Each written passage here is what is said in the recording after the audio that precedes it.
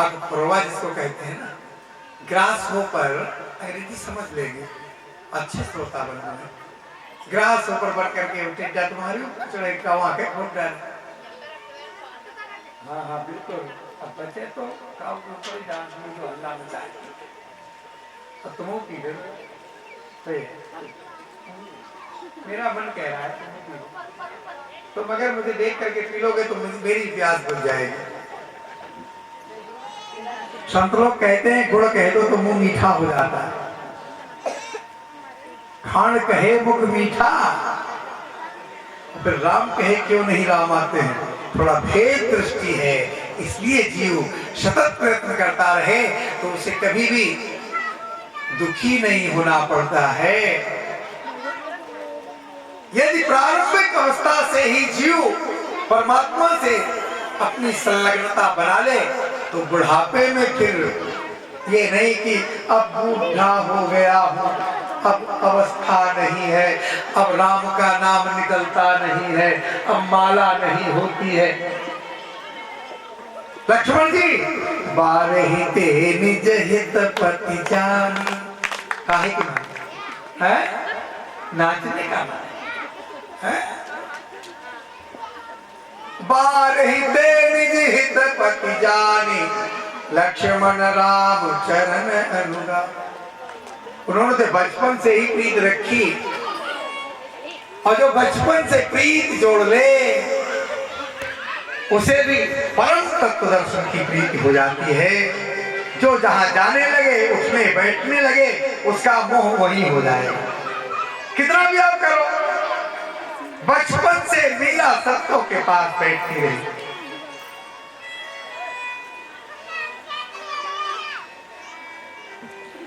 जीवन की निष्ठा, आपके अंदर जो निष्ठा है, जो आपके अंदर निश्चिंतता है, निश्चलता है, इनमें यदि आप रह रहे हैं तो फिर उनके भी भाव आपको अवश्य ही मिलेंगे।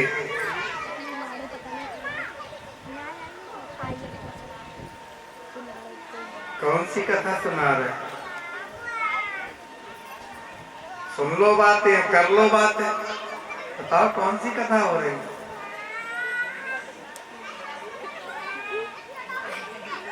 नहीं नहीं नहीं, तुमसे पूछ रहा हूं। हाँ, आर यू नॉट हियर?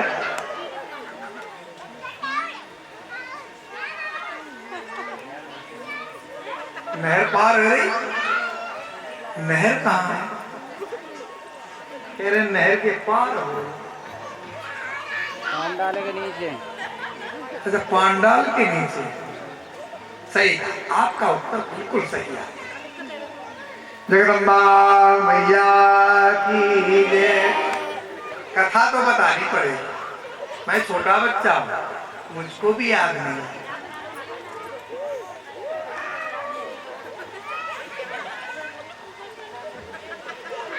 तुम इतनी देर से मुझे सता रहे, अब तुम्हें सताएंगे? बताओ नहीं बना, जल्दी बताओ।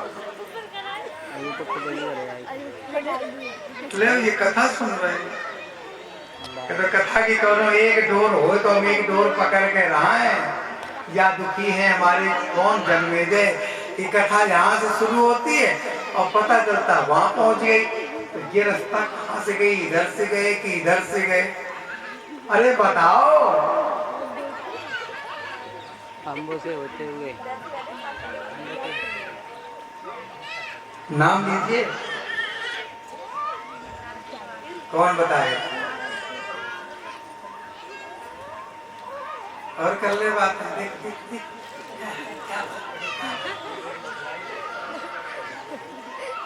जगदम्बा मैया की जय।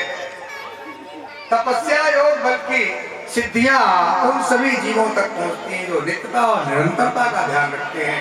यहाँ गौरा हो, सीता हो, जगदम्बा के किसी भी अवतार में आप कोई भी चरित्र लें, आपको परम तत्व दर्शन में वही अवतार प्राप्त होते रहते हैं। यहाँ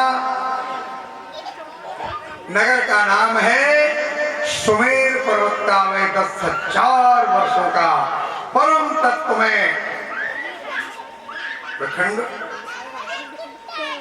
जहां राजा जनमेजय व्यास जी से कथा सुन रहे हैं।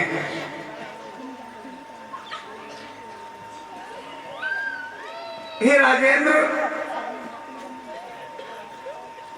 महिष नाम का एक दानव उस सुमेर पर्वत पर रहता है। उसने भाई जब 1,00,000 वर्ष की उम्र है तो लिख रहे हैं 10,000 वर्षों तक देवता भी परेशान हो गए ऐसी इतनी बढ़िया तपस्या की। उसने तपस्या की तो देवता बहुत प्रसन्न हुए। देवताओं ने कहा ऐसी तो तपस्या हमने भी नहीं की। लेकिन इन देवताओं में एक क्या है बीमारी कि ये हमारे आगे ना निकल जाए। क्या है कि हमारे आगे ना निकल जाए। तो देवताओं ने इंद्र से कहा, इंद्र ने कहा अभी हम चुटकी बजाते हैं। वहां इंद्र गए तो इंद्र तो उसे ढूंढ ही नहीं पाए। अपने आप ऐसी इसकी माया थी कि उसको दूर से तो देखा जा सकता था लेकिन नजदीक से नहीं देखा जा सकता था। उसके पास आने वाले सीमित हुआ करते थे। सभी देवताओं ने आकर के ब्रह्मा जी से कहा। ब्रह्मा जी ने कहा मैं जाता हूं उस असुर को मैं वरदान देता हूं।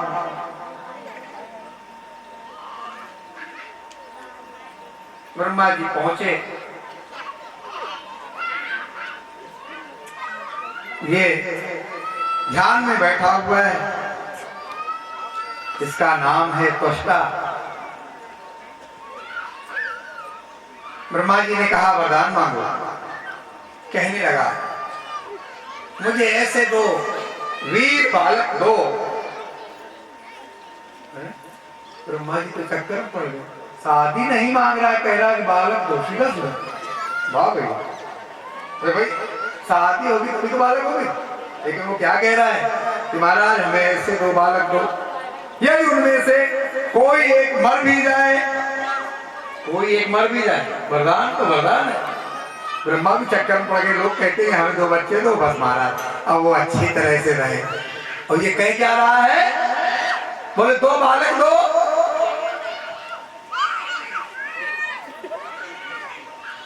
आज ये सब ग्वाल बाल मथुरा वाले आ गए। हाँ मृदा मट्टी में, हाँ ए मनसुखा खींच दे लाला को ढंग से, मट्टी खवाए दे दासु मैया को ब्रह्मांड के दर्शन है जाए। थोड़ी मट्टी खवाए दे लाला। अब हम आप तरस रहे हो इस रूप को पाने के लिए, हम आप ओवर हो गए। अब नहीं, ये आनंद नहीं मिल सकता। मिल सकता है एक कथा हो रही, लेकिन इन्हें बहुत दिनों मिले। माताएं बंद रखती है ना कमरों में, बाहर मत जाना, बाबा पकड़ ले जाए,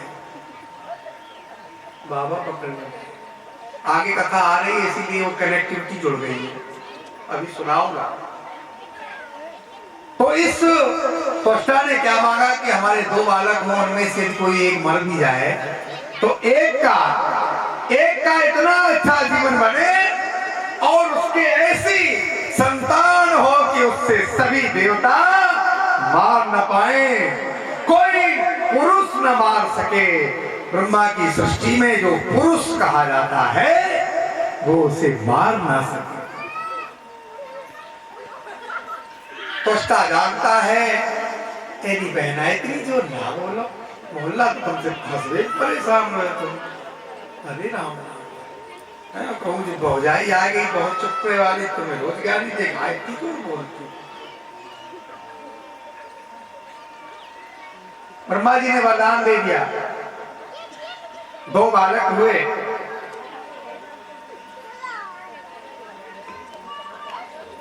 रंभ और करम। उन दोनों को से कहा बेटा तुम दोनों तपस्या करो, तुम में से एक मर जाएगा। पिता इतना क्या बोल सकता है अपने बेटों से, लेकिन सत्य तो भाई सत्य होता है। यदि हम उस सत्य को छिपाए रहे तो क्या अच्छी बात नहीं है। राजा भरत भी अपने शांतनु से कह गए थे कि तुम्हें जंगल में जो भी स्त्री मिलेगी उसी से तुम्हारा वंश चलेगा। दोनों ही विवाह वंश जंगल ही में हुए। कोई शादी वाला उनके यहाँ आया नहीं कि हम इतना देंगे और ये है। ऐसे ही ये भी बता गए, क्या बता गए कि बेटा दो हो, एक मर जाओगे लेकिन तुम्हारे यहाँ ऐसी संतान होगी जो ब्रह्मा की सृष्टि में मनुष्य तो मार ही नहीं पाएगा।